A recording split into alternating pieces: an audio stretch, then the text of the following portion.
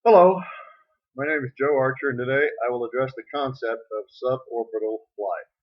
In that there has been over 120 shuttle flights, I seriously have to wonder just how difficult is it to pull off a feat that would only involve a third of the kinetic energy of full-fledged space flight.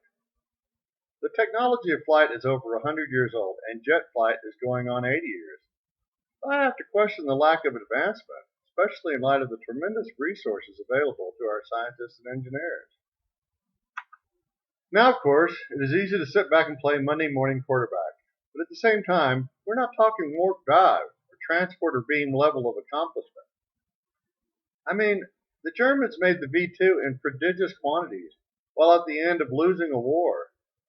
So forgive me if I am not just a little skeptical of a society that has not made any significant improvements following the fantastic achievements of our grandfathers, who had about 1,000 times less knowledge and resources with which to work. So, allow me to formulate what I consider to be a straightforward and obvious approach to suborbital spaceflight. Perhaps one of the thousands of the world's billionaires will be willing to throw some chump change at the issue. One thing is for sure, if someone were to make suborbital flight a reality, it would probably be more lucrative than SpaceX and Tesla combined. If I were the engineer in charge, I would buy a scrap 737 without the engines, install servos on the flight controls, and attach twin liquid oxygen tanks to the engine and landing gear hardpoints, so that each tank had 2 points of attachment.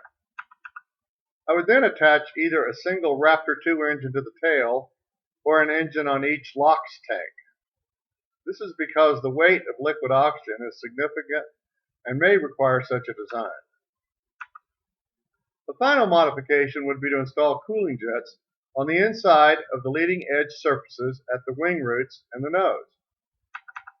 Now, it is true that an old 737 is not the most aerodynamic body ever made, but the whole purpose of suborbital flight isn't that you travel through the atmosphere at 5,000 miles per hour, but that you fly only at the thinnest part of the atmosphere at that speed, and then only for a matter of a few minutes. A 737 is sufficient to demonstrate the idea that suborbital flight is not prerequisite on spending $100 billion on a program. Arguably, one of the reasons no progress is being made these days is because self-important people can't do anything on the cheap, as everything has to include an embarrassing amount of posturing, briefings, conventions, and of course, gold plating. The best a rocket can do is put 5% of its total mass in orbit. Since suborbital flight might be achievable for as little as a quarter the kinetic energy of orbital flight, we might be able to put 20% of a rocket plane's total weight in suborbital flight. For a 100,000 pound dry plane, maybe a takeoff weight would be 500,000 pounds.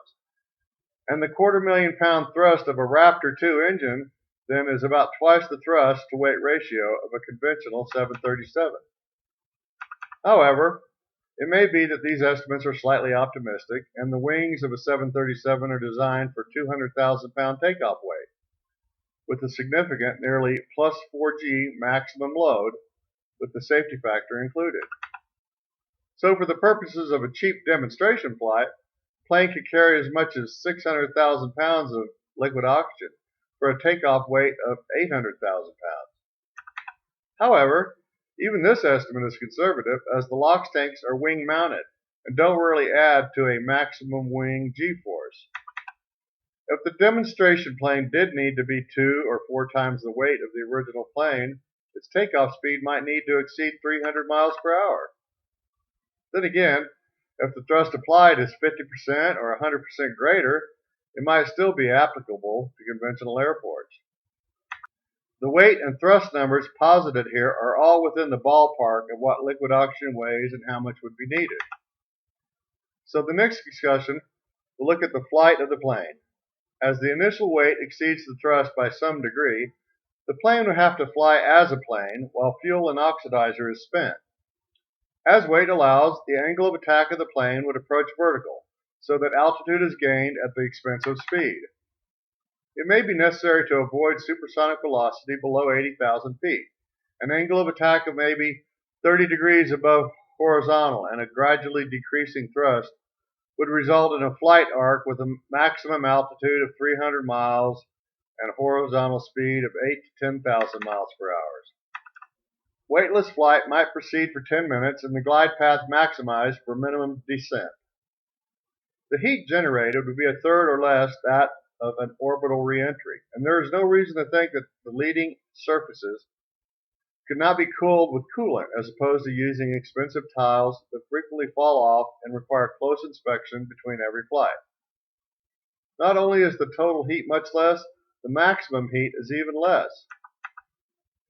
The thing about using a pilotless scrap plane for such a demonstration flight is that it doesn't get any cheaper, and if successful, it can be stated categorically that a plane designed and built specifically for suborbital flight should be comparable in cost to a conventional plane, if not less, as the cost of replacing engines with tanks and rocket engines might even be less.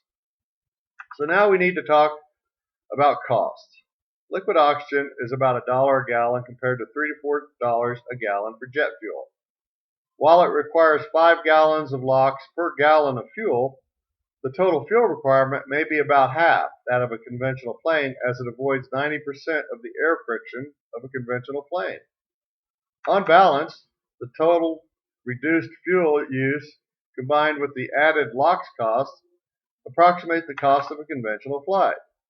However, the plane itself will be able to complete perhaps 5 trans-Pacific round trips a day, compared to a single one-way trip of a conventional plane.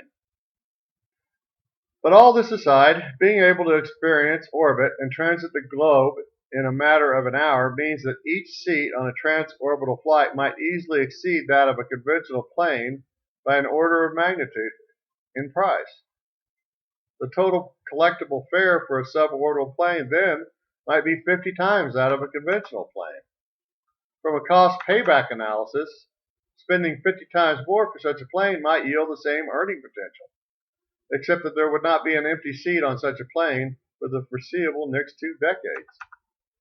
So the idea that it might be built and operated at costs similar to conventional planes means that anyone willing and able to pursue the promise will guarantee themselves leadership in the transportation industry for a generation at the least. So there you have it. That is my assertion that suborbital flight is not only achievable and inevitable, but long overdue, relatively easily achievable, and is perhaps the best technological non-gamble of the 21st century. Hopefully, there will be at least one future Elon Musk, if not Elon Musk himself, willing to give the world the next and long overdue evolution in global travel.